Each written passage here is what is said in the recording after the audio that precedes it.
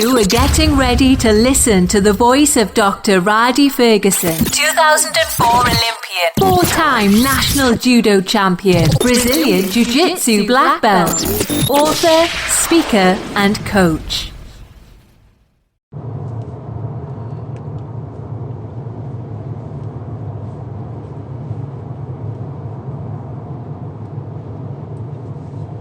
This is Dr. Rhadi Ferguson, and welcome to another edition of Coffee with Rhadi.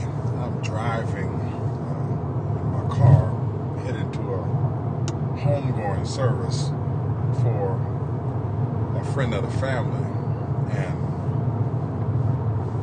I had a word of encouragement or a message that's been on my mind for a period of time that I wanted to provide to you. And I don't know if I'm giving it to myself more than I'm giving it to you, but to those which it applies to, I hope that you are able to apply it. When I was running track at Howard University, I had the opportunity to train under a coach by the name of William P. Moultrie, and he was an Olympic level referee, and he was a very educated track and field coach. And not only did he want you to train hard in track, but he also wanted you to understand how to run and the strategies, and tactics that play out in a race that determine the outcome. Before we used to run sometimes our 400s and our 500s and our 300s, he would ask us what the twofold reason for pacing was. He said, what is the twofold reason for pacing? And we would always repeat, the twofold reason for pacing is to run the desired pace to achieve the desired time, or run the desired pace so that any time during the race, we can estimate the finishing time. This particular understanding of pacing let us know that the work that you are doing has a tremendous outcome on how you finish. Now, I don't know about you, but I've been on projects, I've been on tasks, and I also, I've competed and I've ran before. And I've gotten to the end of a race knowing that I could have done more in that race, but I just didn't do more and I just didn't push. And I didn't know why I didn't push. Or I get to the end of a task and I'm sprinting at the end of the task to finish, to meet the deadline, when I could have worked a little bit harder. Well, all of us have watched a race or seen a race, and we're all familiar with the final part of the race, which is known as the kick. And you see people come down the last final stretch and they start to kick, and they start to kick. And they kick hard, and the crowd gets all excited, no matter what place they're in, about the kick. But there's one phase of the race that Coach Moultrie really used to hammer home, which I want to talk to you about today, because it's the one that we really, really miss. And the reason why we miss it is because sometimes we are scared about how we will look during the finish. Sometimes we're scared if we will be able to finish. And sometimes we are scared of the amount of work that is going to be required in order to finish. So we don't work this one particular phase of the race that Coach Moultrie used to hammer home. And that particular phase is actually the title from which I would like to speak with you today. Coach Moultrie used to really tell us all the time when we're running is to work the backstretch. And with that being said, I want to speak to you today about working the backstretch. Working the backstretch. When you have a race like the 400 meters, there's a point where you come out the blocks and you kind of hit it hard and fast. And then after that 100 meters, 90, 100 meters, you get to that to the back part, to the second 100 of the race, which we call the backstretch. And on that, a lot of people say you need to float, but there's a kind of a float and a drive that goes on during that phase. And then you round that corner, you get to that 250 meter mark. Right around that 250 meter mark, there's a band of monkeys waiting for you. And as soon as you get to that 250 meter mark, 2 or 3 of those monkeys jump on your back. And then when those monkeys jump on your back, when you get to that 300 meter mark, that's when you have to try to shed those monkeys off or knock those monkeys off of your back so that you can bring it on home with that final kick. Oftentimes, we're very scared of that feeling when the monkeys jump on our back that we don't want to work the backstretch. So what happens in life is that time you need to drive during the backstretch, you chill during the backstretch. That time when you're in ninth grade before you graduate to go to 12th grade, instead of you taking the hard math classes, instead of you doing the work that you need to do, instead of you doing the summer school, instead of you taking the dual enrollment courses, instead of you doing the things that you need to do in order to work the backstretch, you don't work the backstretch, then it affects your outcome.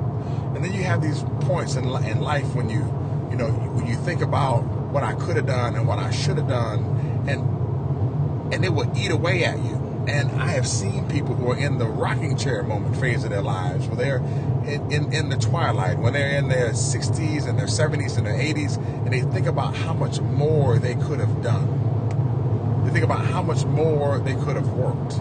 They think about how much more they could have put in their life and changed the trajectory of their lives, but they did not at the time because they didn't work the backstretch. What I'm telling you right now is that your life in total has a backstretch, and then everything that you do has a backstretch. Your relationships have a backstretch. Your marriage has a backstretch. The work day has a backstretch. Every project that you're on has a backstretch. Every paper that you write has a backstretch. The dissertation phase has a backstretch. Everything, practice has a backstretch. When you warm up, there's a backstretch inside of the warm up. And your conversations, they have a time where you need to work the backstretch. So you need to really, really hone on and hone in of that time when you're able to do the work, because when the race is over, you cannot go back and run the backstretch. And one of the favorite books that I like to read in the 9th chapter of John in verse 4, it speaks about how you need to work while it is still day, because night will come when no man can work. And what John is really saying, if I break it down into layman's terms, is that after you're born and you come out the blocks, you really need to work the backstretch to determine the outcome of your life. Because once you get in that final stretch, there's not much you can do to change the outcome of the race. The outcome of your particular race and the outcome of your life is changed during the backstretch. The tough part is that most people don't understand that time on the backstretch is the time that you really need to work. It's why the people are yelling and screaming, and the coach is over by the backstretch trying to get you to work. He's not really worried, or she's not really worried about your ability to kick. They are worried about you working the backstretch. Your ability to work the backstretch in your life will allow you to have some amazing outcomes. There's some things that I can tell you, and I'm going to finish with this final story. I was doing my master's degree studies, and I was at a place called the Prince George's County Sports and Learning Complex, and I was working at the front desk. And while I was working at the front desk, I was doing some of my homework for my master's, and I was just so done with the work that I was doing during my master's. I had it. I didn't want to do any more schoolwork. And this old black gentleman who was walking with a cane, I wish I remembered his name. He asked me what I was doing, and I said, I'm doing my master's work. And he says, hey, young man, he said, whatever you do not stop until you get your doctorate degree. I said, no, man, I'm done. I said, after this, I'm done, because I'm not doing any more. He said, don't do it. He said, I did a master's, and I did a master's plus 30, which is a master's plus 30 hours of work. He said, but even to this day, I just wish I would have finished my doctorate degree. He said the things that I would have been able to do on the back end in terms of coaching and consulting and the things that I'm doing now, what he was talking, he said in teaching, he said, I just wish I could have went back and just finished. I listened to him that day. And after I finished my master's degree, I immediately enrolled into a doctoral program at Capella University. I was doing my doctoral studies from 2002 to 2009. During that time, I went to the Olympics, and I trained somebody that went to the Olympics. And then I graduated in 2009. It was a long, arduous road. I wanted to stop. I wanted to quit. I wanted to give up on many occasions. And I still remember that conversation that man had with me at the Prince George's Sports and Learning Complex It had to be in 2001 or 2002. I don't remember exactly what it was. I was ready to stop. But had I not listened to him, and had God not put him in my life at that particular time, for that particular season, for that particular reason, for me to work the backstretch, I would not be able to change the outcome of my life, which is going on right now. What I can tell you is this: work the backstretch. And here's my advice: always believe that you're on the backstretch. This is Dr. Rhadi Ferguson.